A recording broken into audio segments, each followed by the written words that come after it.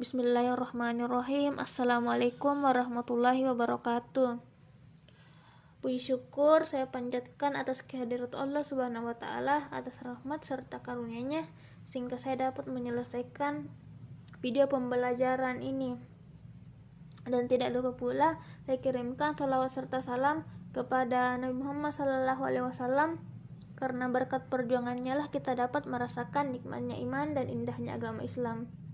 Juga saya ucapkan terima kasih kepada dosen mata kuliah akuntansi perpajakan Ibu Saidah Said SEMAK yang telah membimbing saya sehingga video ini dapat saya selesaikan dengan baik. Perkenalkan, nama saya Amelia dari program studi akuntansi Universitas Muhammadiyah Makassar, akan menjelaskan materi tentang PPh pasal 28 dan PPh pasal 29. Baiklah, yang pertama saya akan menjelaskan tentang PPh pasal 28. Saya akan menjelaskan pengertian PPh pasal 28. Berdasarkan bunyi pasal 28A Undang-Undang Nomor 10 Tahun 1994 menyatakan bahwa apabila pajak yang terutang untuk suatu tahun pajak ternyata lebih kecil dari jumlah kredit pajak sebagaimana dimaksudkan dalam pasal 28 ayat 1, maka setelah dilakukan pemeriksaan, kelebihan pembayaran pajak dikembalikan setelah diperhitungkan dengan utang pajak berikut sanksi-sanksinya. Nah, di PPh pasal 28, jumlah kredit pajak lebih besar daripada pajak terutang. Kredit pajak adalah perhitungan pajak penghasilan yang telah dibayar atau dipungut pada awal periode dalam setiap tahun berjalan. Sedangkan pajak terutang adalah pajak yang akan dibayarkan atau harus dibayarkan. Di PPh pasal 28, pajak yang telah dibayarkan lebih besar daripada pajak yang harus dibayarkan, sehingga menyebabkan lebih bayar dalam satu tahun pajak.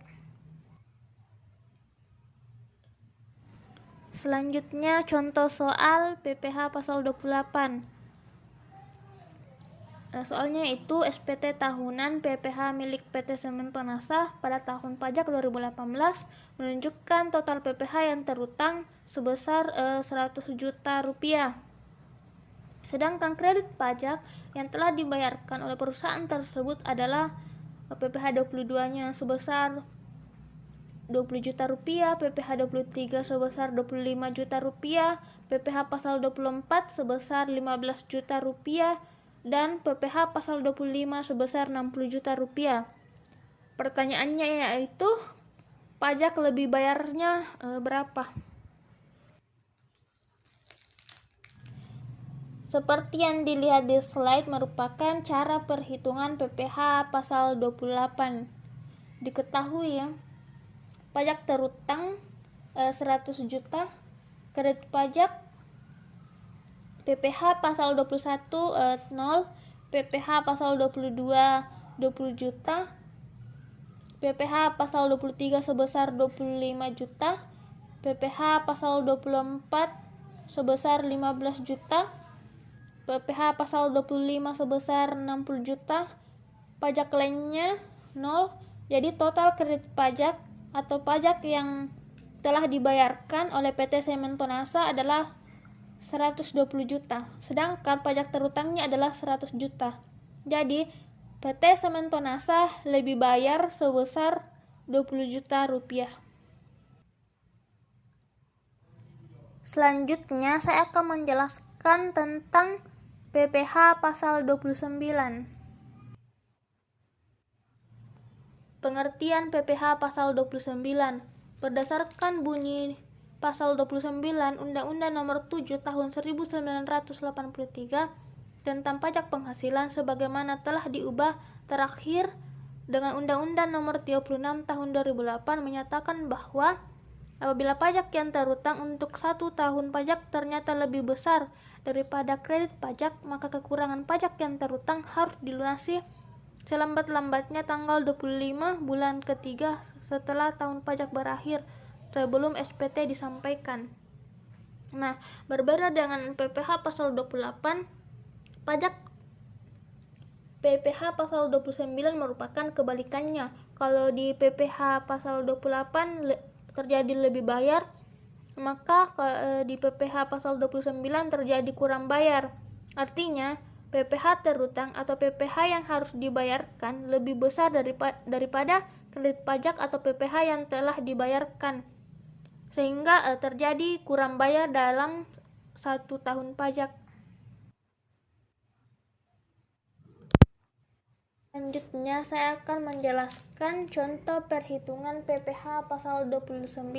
Soalnya yaitu SPT tahunan PPh milik PT Sementonasa pada tahun pajak 2019 menunjukkan total PPh yang terutang sebesar 300 juta rupiah, sedangkan kredit pajak yang telah dibayarkan oleh perusahaan tersebut adalah PPh 22-nya sebesar 10 juta, PPh 23 sebesar 30 juta rupiah, PPh pasal 24 sebesar 15 juta rupiah, dan PPh pasal 25 sebesar 50 juta.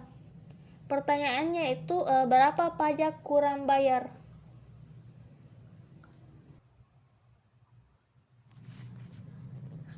Cara perhitungan dari soal PPh pasal 29 tadi diketahui pajak terutang ada 300 juta rupiah, kredit pajak PPh pasal 21 0, PPh pasal 22 sebesar 60 juta rupiah, PPh pasal 23 sebesar 40 juta rupiah, PPh pasal 24 sebesar 65 juta rupiah, PPh pasal 25 sebesar 50 juta rupiah, pajak lainnya 0.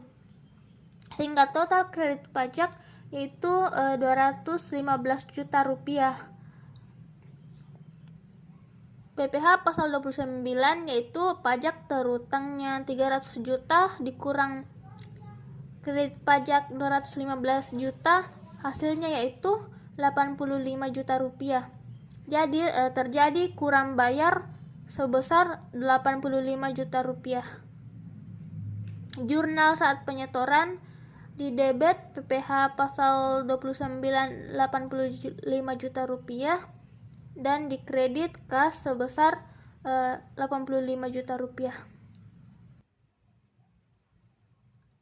Persamaan PPh pasal 28 dan 29 ada di sama-sama digunakan untuk perhitungan akhir tahun, sedangkan perbedaan PPh pasal 28 dan PPh pasal 29 yaitu PPh pasal 28 adalah kelebihan bayar, sedangkan PPh pasal 29 adalah kurang bayar.